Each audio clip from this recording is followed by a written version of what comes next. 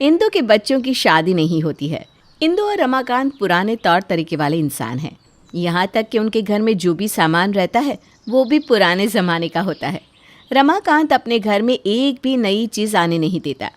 रमाकांत और इंदु के रवैये से परेशान होकर विकास एक दिन सोचता है, मेरे सब दोस्तों की शादी हो गई है, बस एक मैं ही बचाऊं। इनके भरोसे रहा तो मेरी शादी ज़िंदगी में कभी नहीं हो पाएगी। सब मेरा मजाक बनाएंगे। गौरी को भगाकर शादी कर लेता हूँ, सब कुछ सही हो जाएगा। और विकास गौरी को भगाकर शादी कर लेता है और अपने घर ले आता है।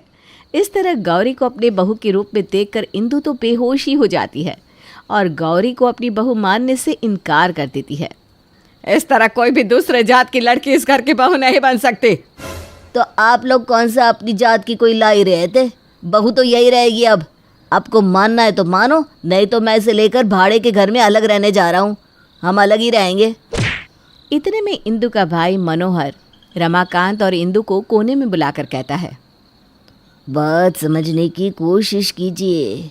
अब विकास गौरी को लेकर कहीं और चला गया तो आपकी बची कुची इज्जत भी मिट्टी में मिल जाएगी। जैसे भी रहेगी यहीं आपकी बहू आपके साथ तो रहेगी, इसे अपना लीजिए। आखिर विकास ने इससे शादी की है, आप दोनों के पास कोई दूसरा उपाय भी नहीं है। इंदु और रमाकांत ऊपरी मन से गौरी को आशीर्वाद देते हैं। गौरी अपने कमरे में जाती है और जैसे ही अपना पलंग दिखती है तो उसके चेहरे की रंगत उड़ जाती है। अरे ये क्या है, इतना पुराना पलंग? अब इस टाइप के बेड चलते भी है क्या? इसे तो म्यूजियम में रखना चाहिए। हमारे घर में सब ऐसा ही सामान मिलेगा तुम्हें। गौरी पलंग पर बैठती है और उसके बैठते ही पलंग हिलने लगता है। अरे बाप रे बाप, कैसा पलंग है, कहीं मैं गिर ना जाऊं। इससे अच्छा तो मैं ज़मीन पर ही सो जाऊंगी। गौरी ज़मीन पर सो जाती है। अरे यार बहुत गर्मी लग रही है, एसी चला दो ना, मुझसे ऐसे नहीं रहा जाएगा। विकास टेबल फैन ऑन कर देता है जो कि चलते वक्त आवाज़ करता है। अरे यार मैंने एसी कहा था, ये नहीं। एसी नहीं है, लेकिन देखो इस पंखे से ना 2 मिनट में ही रूम ठंडा हो जाता है। ये मेरी दादी का फेवरेट पंखा था। इसके सामने एसी भी कुछ नहीं है, उसका बाप है ये। इससे गर्मी दूर होगी या नहीं, लेकिन मेरे सर में दर्द ज़रूर हो जाएगा। एक काम करो, इसे बंद कर दो, मैं खिड़कियाँ ही खोल देती हूँ। जैसे तैसे गौरी की रात कटती है। सुबह गौरी नहा धोकर रसोई में जाती है और खाना बनाने में लग जाती है। मसाला पीसने के लिए गौरी मिक्सी ढूंढने लगती है।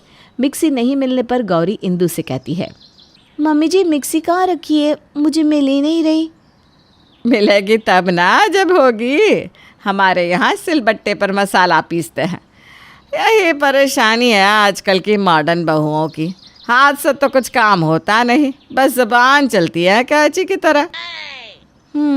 तब तो सुबह का खाना रात तक बनेगा। कहाँ फंस गई मैं।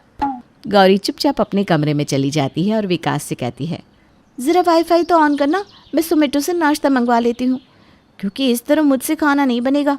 ऐसे तो आदमी पूरा दिन खाना ही बनाता रह जाएगा। क्या वाईफाई? हमारे घर में दूर दूर तक कोई इंटरनेट इस्तेमाल नहीं करता। मम्मी को पता चला ना तो हंगामा हो जाएगा। क्या तुम कभी भी इंटरनेट यूज़ नहीं करते?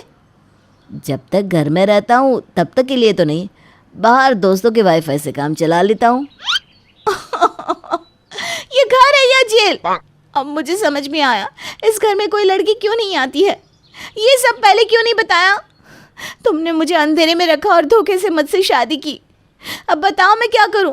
बिना मिक्सी के मुझसे खाना नहीं बनेगा, बिना इंटरनेट के तो मैं मर ही जाऊंगी। तुम चिंता मत करो, मैं कुछ करता हूँ, तुम रसोई में जाओ।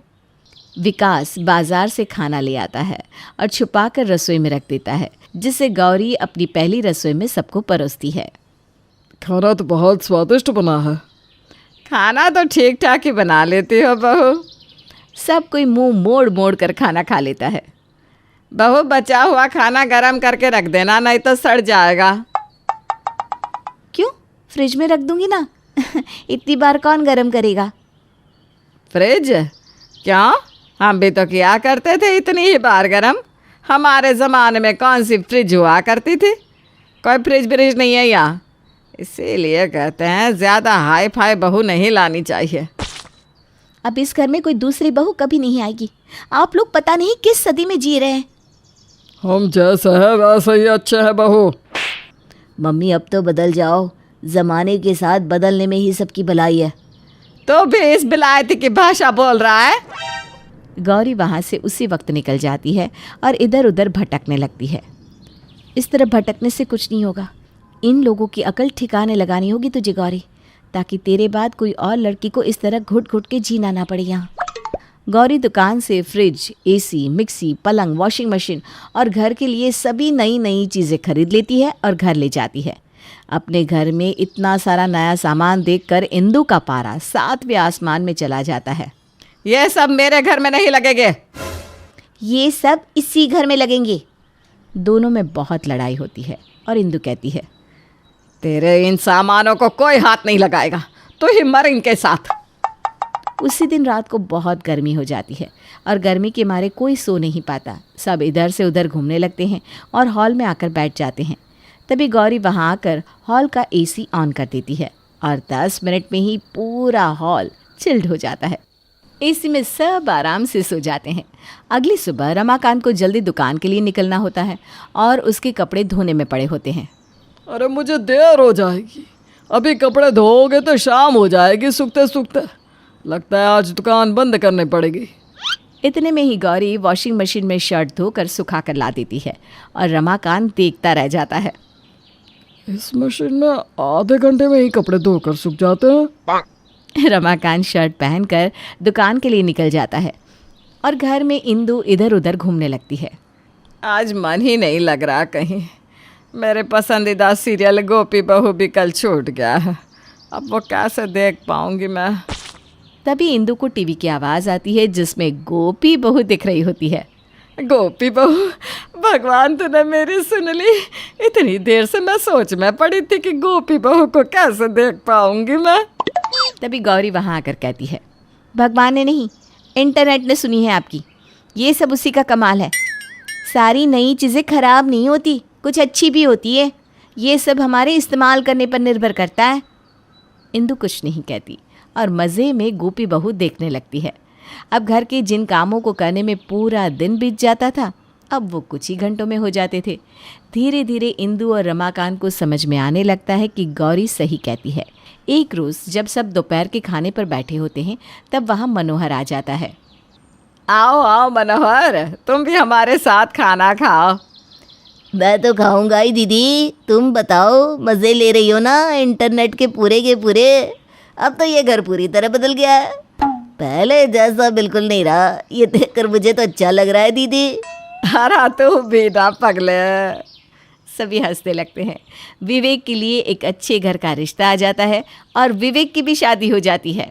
अब इंदु का पुराना घर नया हो जाता है। शिवम और सुरभि की शादी को लगभग 5 साल हो चुके थे। शिवम की एक छोटी बहन भी थी, दिया, उसकी भी शादी हो चुकी थी। उधर दूसरी तरफ सुरभि का एक भाई था जो अपना बिजनेस कर रहा था। सुरभि की सास वैसे तो अपनी बहू को बहुत पसंद करती थी, लेकिन हर बात में सुरभि के मायके और अपने घर को कंपेयर किया करती थी। जब भी सुरभि के मायके की खुद बात चलती, सुरभि की सास अपने बेटी की तुलना उससे करके बातें बनाया करती। मम्मी जी मिठाई खाइए, एक बहुत बड़ी खबर सुनानी है आपको। क्या हुआ बहू? शिवम का प्रमोशन हो गया है क्या? नहीं मम्मी, शिवम के बारे में नहीं, मेरे भाई रोहित के बारे में अच्छी खबर आई है। जब भी आती है तेरे भाई रोहित की ही अच्छी खबर आती है। हाँ बता क्या हुआ? मम्मी, रोहित ने एक नया बिजनेस डाला था और जानती है उसमें उसे बहुत तरक्की मिली है। पूरे 15 लाख की गाड़ी खरीदी है उसने, इसलिए हमारे लिए मिठाई भेजी है। 15 लाख की गाड़ी खरीदी और हमारे लिए आधा किलो मिठाई का डिब्बा बस? अरे मम्मी जी, ऐसा क्यों कह रही हैं? मेरे भाई का बिजनेस है, उसकी तरक्की हुई है, हमें तो मिठाई ही भेजेगा ना। सही कह रही है, तुम्हारा भाई तो आजकल कुछ ज्यादा ही तरक्की कर रहा है। एक मेरे बेटे को देखो, 3 साल से प्रमोशन नहीं हुआ उसका। शाम को जब शिवम ऑफिस से लौट कर आता है, आओ आओ, और तुम्हारी कोई अच्छी खबर आई या नहीं? अरे मम्मी, आप तो जानती है प्राइवेट नौकरी में क्या अच्छी खबर और क्या बुरी खबर। बस हर दिन यही लगता है कि जल्दी से प्रमोशन हो जाए बस। तू एक काम कर बेटा, हाथ पर हाथ रखकर बैठ जा और प्रमोशन होने का इंतजार करता रहे। मम्मी आप ऐसा क्यों कह रही है? मैं दिन रात कितनी मेहनत तो करता हूँ। देख रही हूँ तेरी मेहनत, और दूसरी तरफ तेरे साले की मेहनत। क्या हुआ मेरे साले को? कुछ कर दिया उसने? अरे कुछ नहीं, बहुत कुछ कर दिया। 15 लाख की गाड़ी खरीदी है, नया बिजनेस डाला था, करोड़ों का मुनाफा हुआ है उसे। और एक अपने आप को देख। अरे मम्मी उसका बिजनेस है और मेरी प्राइवेट नौकरी, हम दोनों का क्या कंपैरिजन? तू बेटा नालायक का नालायक ही रहेगा। बहू के मायके में पैसों का भंडार बढ़ता जा रहा है, और यहाँ तो एक प्रमोशन के लिए भी इंतजार करता बैठा है तू। कुछ दिनों के बाद रोहित सुरभि से मिलने के लिए उसके ससुराल आता है। सुरभि, तुम्हारे लिए साड़ी लेकर आया हूँ, जरा देखो तुम्हें पसंद तो है ना? ओह वाह भैया, साड़ी तो बहुत महंगी है, इतने महंगे गिफ्ट लाने की क्या जरूरत थी? अरे जरूरत क्यों नहीं थी? भाई है तुम्हारा, इतना बिजनेस कर रहा है, पैसा कमा रहा है, तो अपनी बहन को कुछ देगा नहीं क्या? सही कह रही हैं आंटी जी। और ये देखिए आपके लिए सोने की अंगूठी लेकर आया हूँ। अरे वाह वाह वाह, लगता है कुछ ज्यादा ही तरक्की हो रही है। एक तरफ तुम्हारे जीजा जी है, देखो प्रमोशन के इंतजार में साल पर साल बीतते जा रहे हैं, लेकिन अभी तक प्रमोशन नहीं हुआ। अरे मम्मी ऐसा क्यों कह रही है? शिवम भी तो कितनी मेहनत करते हैं, और फिर सबकी लाइफ अलग अलग होती है। रोहित अपनी जगह है और शिवम अपनी जगह। कोई नहीं आंटी जी, देखना एक दिन जीजा जी बहुत तरक्की करेंगे। चलता हूँ, बस आप लोगों को यही तोहफा देने आया था मैं। अगले दिन। अरे शिवम बेटा, जरा एक बात तो सुन। मैं सोच रही थी कि बहू के मायके वाले इतनी तरक्की कर रहे हैं, इतना पैसा कमा रहे हैं, दुनिया भर की प्रॉपर्टी इकट्ठी कर ली है, तो उसमें बहू का भी तो हक बनता है ना। ये आप क्या कह रही है मम्मी? सुरभि अब हमारे घर की मेंबर है, ये घर उसका है, मायके से क्या लेना देना? तुम तो पागल के पागल ही रहोगे। अरे बेटी का अपने बाप की जायदाद में पूरा हक होता है। जरा कहो अपनी बीवी से जाकर अपना हक मांगे उसके घर में, वरना सब कुछ उसका भाई रोहित हड़प लेगा। लेकिन मम्मी जी ये सब कहना क्या सही लगेगा? मेरा मतलब वो सुरभि का मायका है, वहां पर अगर सुरभि कुछ भी जाकर मांगेगी तो हमारी ही बेइज्जती होगी ना। ये भी खूब रही बेटा, बेइज्जती क्यों होगी? अरे सुरभि उन लोगों की बेटी नहीं है क्या? रोहित तो वैसे भी इतना कुछ कमा रहा है, सुरभि के पापा की प्रॉपर्टी में सुरभि का पूरा अधिकार बनता है। जरा ध्यान से सोच कर देखो, रोहित और सुरभि 2 ही भाई बहन हैं। अब उनके पापा की आधी प्रॉपर्टी रोहित की तो आधी सुरभि की हुई कि नहीं? वैसे मम्मी आपकी बात तो ठीक है, ये सुरभि के मायके वाले भी ना खुद तो खूब ऐश कर रहे हैं और अपनी बेटी को एक साड़ी देकर टरका दिया। मैं सुरभि से इस बारे में बात करूंगा। शाम के वक्त अपने कमरे में जाकर शिवम सुरभि से कहता है, सुरभि एक बात कहूँ, बुरा तो नहीं मानोगी ना? ना ना कहिए ना, क्या बात है? देखो तुम्हारे भाई रोहित की तरक्की देखकर बहुत अच्छा लग रहा है, लेकिन फिर भी उसने 15 लाख की गाड़ी खरीद ली, 2 मकान उसके पास है। अरे भाई तुम्हें क्या मिला? लेकिन शिवम मुझे क्यों कुछ मिलेगा? मैं तो आपकी पत्नी हूँ, मेरा अधिकार तो आपकी सैलरी और आपकी प्रॉपर्टी के ऊपर है ना। तुम बिना सुरभि सीधी की सीधी ही रहोगी। अरे इतना भोला बनने से काम नहीं चलता। अब तो सरकार भी कहती है कि बाप की प्रॉपर्टी में बेटे का पूरा अधिकार होता है। ये आप क्या कह रहे हैं? सही तो कह रहा हूँ सुरभि। इससे पहले कि तुम्हारे पापा की सारी कमाई रोहित अपने नाम कर ले, तुम भी अपना अधिकार मांग लो। लेकिन शिवम ये सब करना अच्छा थोड़ी ना लगेगा। अरे तुम कौन सा भीख मांगने जा रही हो? भाई तुम्हारे हिस्से की प्रॉपर्टी है। अब देखो, जैसे रोहित तुम्हारे पापा का बेटा, वैसे तुम उनकी बेटी, और वो दिन रात तरक्की करके पैसा इकट्ठा किया ही जा रहा है। बात तो आपकी सही है। भाई के पास तो पापा का घर भी है और दूसरा घर भी। तो तुम क्या उनकी बेटी नहीं हो? आधा हिस्सा तुम्हें भी तो मिलना चाहिए। मैं तो कहता हूँ आज ही अपने मायके जाकर बात कर लो। बिल्कुल ठीक कहते हैं आप। मेरा भाई तो बड़ा चालाक निकला, धीरे धीरे करके पापा की सारी चीजें अपने नाम करवा रहा है। आज ही जाती हूँ मैं। सुरभि अपने मायके पहुंचती है। अरे बेटा, बहुत दिनों बाद आई हो, आओ आओ बैठो, अपने पापा से बात करो। पापा मैं आपसे एक बहुत जरूरी बात करने आई हूँ। हाँ हाँ बताओ बेटा, क्या बात है? तुम तो हमारी लाडली बेटी हो, हमारे कलेजे का टुकड़ा। मम्मी पापा, अगर मैं आपकी इतनी ही लाडली हूँ तो आपने अपनी सारी जमीन जायदाद मकान दुकान प्रॉपर्टी भाई को दे दी, मुझे क्या दिया? तो कैसे बात कर रही हो बेटा? हमने तो तुम्हारी शादी में कोई कमी नहीं छोड़ी। कितने धूमधाम से तुम्हारी शादी करवाई थी। उससे क्या होता है पापा? शादी तो हर मम्मी पापा अपनी बेटी की करवाते हैं, लेकिन बाकी के हिस्से का क्या? मुझे भी आपकी प्रॉपर्टी में अपना हिस्सा चाहिए। अरे बेटा, ये तुम कैसी बात कर रही हो? तुम्हारे ससुराल की सारी चीजें तुम्हारी है और यहाँ का सब कुछ रोहित का। नहीं मम्मी, अगर सुरभि चाहती है तो कोई बात नहीं, वैसे भी बहन है मेरी। अगर थोड़ी कुछ चीजें उसे मिल जाएगी तो इसमें परेशानी क्या है? देखा, अब तो भाई ने भी कह दिया मुझे अपना हिस्सा चाहिए, मैं कुछ नहीं जानती। रोहित बेटा, एक काम करो, तुम तो इस मकान में रहते ही हो, वो जो नया मकान हमने खरीदा था ना, वो सुरभि के नाम कर दो। हमारी बेटी खुश रहे, हमें और क्या चाहिए। और इस तरह से सुरभि का भाई रोहित एक मकान सुरभि के नाम कर देता है। सुरभि खुश होते हुए अपने ससुराल पहुंचती है। मम्मी जी, रोहित ये देखिए, मेरे पापा ने मुझे गिफ्ट में मकान दिया है और मुझे मेरे हिस्से की प्रॉपर्टी मिल गई। ये हुई ना बात। भाई, सबके साथ न्याय होना चाहिए। अब ऐसा थोड़े ना कि तुम बेटी हो और तुम्हें कुछ दिया ही नहीं, सब कुछ अपने बेटे के नाम कर दिया। बहुत अच्छा बहू, मैं तो बहुत खुश हूँ। सही कह रही है मम्मी, हमें कुछ थोड़ी ना चाहिए था, हम तो बस तुम्हारे लिए कह रहे थे। देखो, तुम्हें जिंदगी भर इस बात की खुशी होगी कि तुम्हारे पापा की दी हुई कोई चीज तुम्हारे पास है। सुरभि को अपने मायके से मकान मिलने की खबर शिवम की बहन दिया तक पहुंचती है और दिया अपने मायके यानी कि शिवम के घर आती है।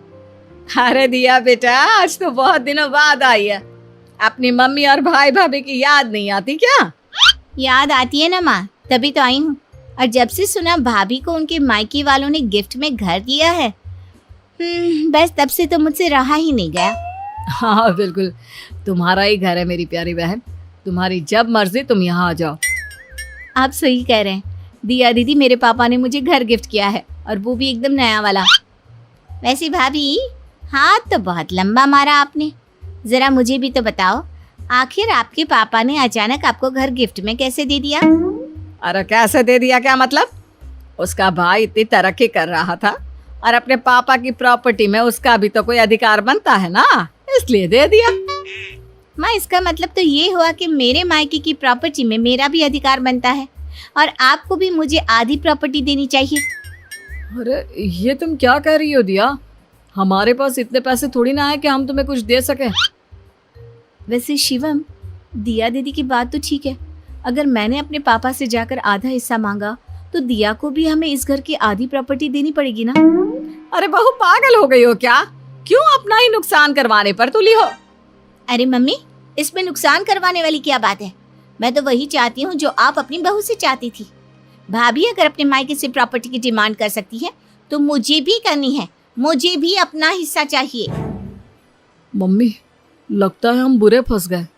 सही कहते हो बेटा, तुम्हारी बहन ने तो उल्टे हमें ही अपने चक्कर में फंसा लिया। अब हम क्या करेंगे मम्मी? दिया तो प्रॉपर्टी का आधा हिस्सा लिए बिना यहाँ से जाने वाली नहीं। अरे लेकिन अगर उसको दे देंगे तो हमारे पास बचेगा क्या? मम्मी, ये तो आपको पहले सोचना चाहिए था ना, तब तो आप मेरे पीछे पड़ गई थी। सुरभि से जाकर बात कर, सुरभि से जाकर बात कर, अब भुगतो। मेरा लालच मुझ पर ही भारी पड़ गया। मैंने तुम्हें भड़काया, तुमने बहू को भड़काया और बहू ने जाकर अपने मायके में भूचाल मचाया और उसके बदले में आपकी बेटी ने यहाँ अपने मायके में आकर आतंक मचाया।